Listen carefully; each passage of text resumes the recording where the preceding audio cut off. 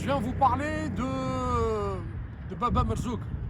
Donc, Baba Merzoug, c'est le nom qui a été donné à un canon conçu au XVIe siècle, donc pendant la régence d'Alger, qui a été conçu par les Algérois. C'est Hassan Agha, fils adoptif de Khaireddin Barberouche, qui a pris la relève et qui avait la charge de la régence d'Alger à cette époque. On lui a fait la proposition pour défendre la ville d'Alger de construire un canon de grande portée, canon de 7 mètres de long et 7 mètres de long à cette époque-là, c'était impressionnant, c'est quelque chose d'important, et qui pesait 12 tonnes. Donc, avant d'aller plus loin, je voudrais vous montrer pourquoi ici, cet emplacement. Nous sommes à Brest, sur le port de Brest. Donc on est en face de la base navale de Brest, où est exposé ce canon. Et je vous expliquerai donc après un coup de zoom sur le canon. Donc il est juste là, donc sur un socle en béton, avec le coq par-dessus. Donc tout ça, c'est des symboles, on reviendra plus tard. Finalement, il vaudrait mieux que ça soit maintenant que plus tard. Donc voici quelques commentaires avec des images que j'ai insérées qui vont nous donner quelques explications sur ces symboles-là qui sont sur ce canon. En premier lieu, cette photo donc du canon avec le coq par-dessus, le coq qui symbolise, comme tout le monde le sait, donc la France ou la puissance française, représenté ici avec une patte sur le canon et une autre patte, la patte gauche, sur le globe terrestre. D'accord, là. Donc c'est clair, c'est la domination de la France sur le monde ou sur une partie du monde. Donc ça vous donne une idée de l'idéologie véhiculée à cette époque-là par les politiques et par l'armée française. Cette deuxième image représente ce sont les symboles de l'armée de terre. Donc avec l'armure, le canon, les lances, donc qui représentent donc les différentes armes qui symbolisent donc l'armée de terre. La deuxième image, comme vous l'aurez compris, ce sont les armoiries de la marine qui attaquaient du côté mer, et les autres, c'est l'armée de terre à l'intérieur. La plus extraordinaire de ces 4 plaques, c'est celle-là, avec la représentation de 2 mondes, à savoir la France majestueuse sur son trône et tête couronnée, les symboles de la monarchie de l'époque certainement, à ses pieds tous les symboles du savoir les livres, le flambeau de la connaissance, etc. Et qui vient illuminer, grâce aux rayons qui sont en haut, là pointés vers le bas, qui vient illuminer l'africaine. L'africaine qui est représentée en contrebas, assise sur ces richesses, mais des produits naturels que certainement la France vient pour exploiter, parce que là je ne vois aucun symbole d'échange. C'est plus une question de domination vu la situation, la représentation de chacun. Et surtout l'extraordinaire, c'est la représentation de la femme africaine, la poitrine dénudée. La vision qu'avait certainement la France de cette époque-là, à savoir le projet de domination de l'Afrique tout entière. Et donc la femme africaine, C'était ça, représentait les cheveux crépis, c'est beaucoup de grosses boucles d'oreilles, donc aux oreilles, la poitrine nue, voilà, qui se pavanent comme ça. Donc il n'y a ni civilisation, ni aucune différence entre l'Afrique du Nord donc et l'Afrique noire, là, donc l'Afrique du Sud. Voilà, tout est mis dans le même, tous les œufs sont mis dans le même panier.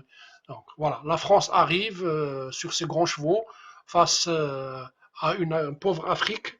Alors aucun symbole de la, quand même, de la, la domination de l'Afrique du Nord quand même sur la Méditerranée à l'époque, qui est l'objet quand même de, donc de toute cette histoire quand même. Voilà.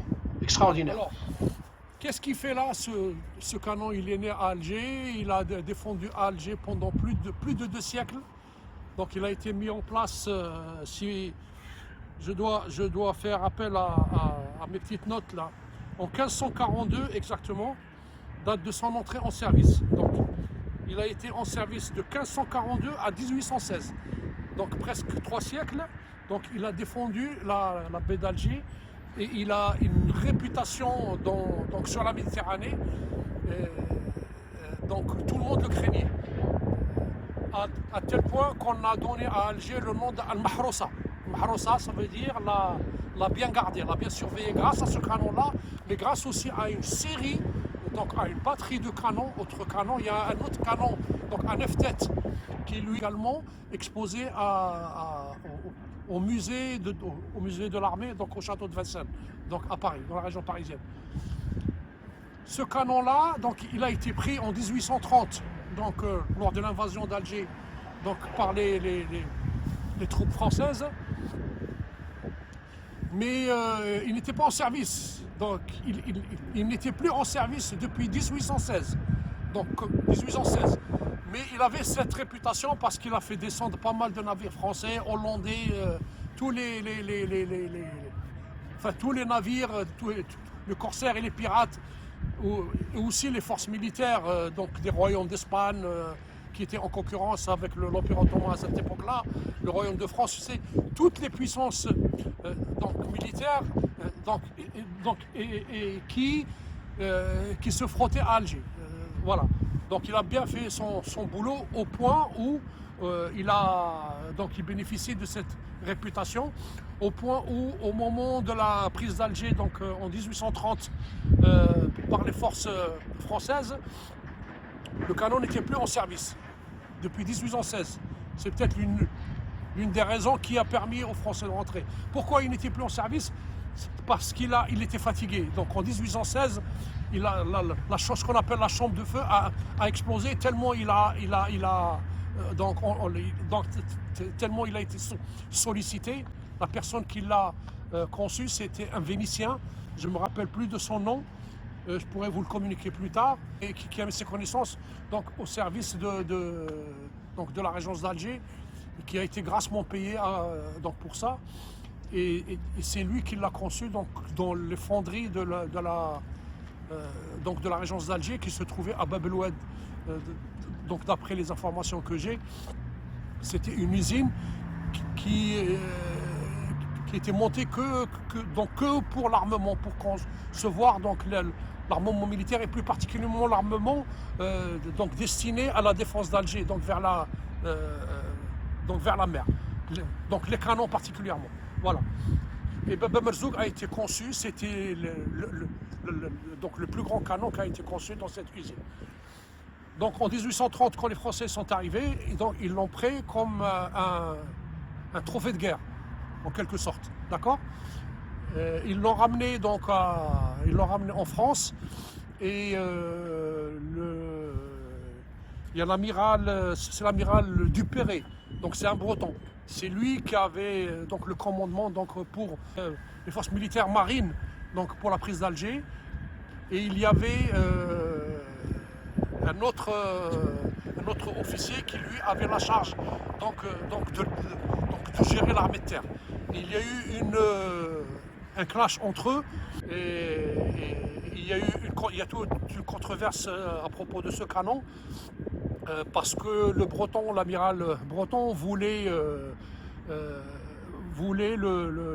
donc l'emmener pour le mettre ici à Brest, et l'autre officier voulait le garder pour qu'il soit avec le reste de l'armement pris à Alger, comme le canon à 9 têtes dont je vous ai parlé, donc pour qu'il soit exposé aux Invalides, donc à Paris.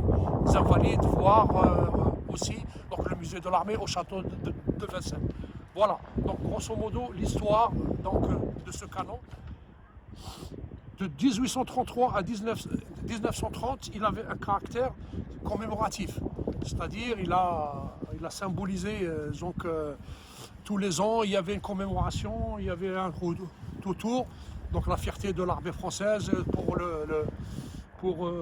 faire sa communication donc dessus, etc. Mais depuis l'agrandissement de la base navale, la modernisation de la base navale, il est tombé en désuétude. Comme vous le voyez, si ma caméra se rapproche un petit peu, donc comme vous le voyez, dans quel état il est. Donc il est toujours sur son socle, mais il est maintenant, cet emplacement sert de parquet nos voitures. Aujourd'hui c'est samedi, il n'y a pas de voiture, mais hier quand je suis arrivé, la première chose à faire, donc c'était de venir le voir. Il y avait plein de voitures donc tout autour. On m'a appris que c'est le parking de la base navale. Vous voyez, il est là. Franchement, il est au même titre que cette grue encore, elle a une utilité. Mais lui, il est là, il est vraiment pas dans son contexte. Il n'est pas dans un emplacement qu'il mériterait vraiment. Voilà. Et donc, il y a des démarches qui sont faites depuis quelques années. Il y a des démarches qui sont faites aussi bien par les autorités algériennes, mais aussi par des associations algériennes.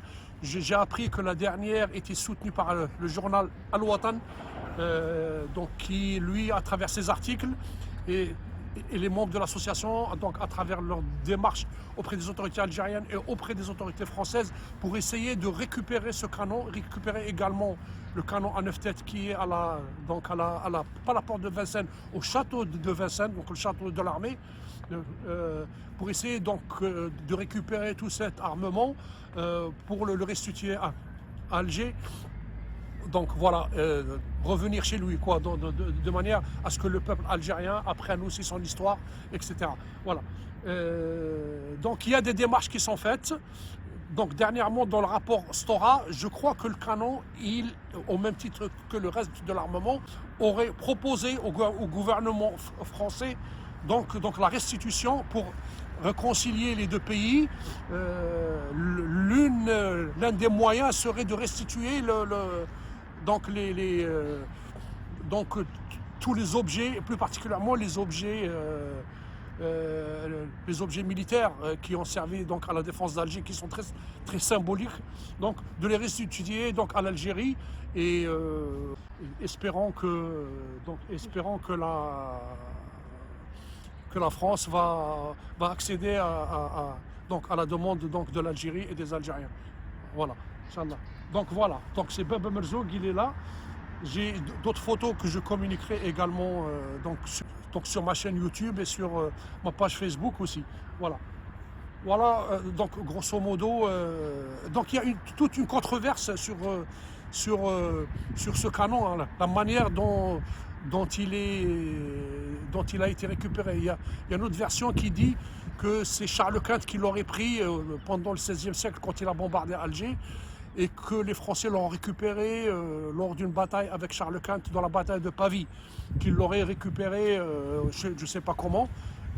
Les historiens ils ne sont pas d'accord avec cette version, sachant le poids du canon 12 tonnes, comment Charles Quint il l'aurait pris, il l'aurait embarqué sur les bateaux, il l'aurait pris.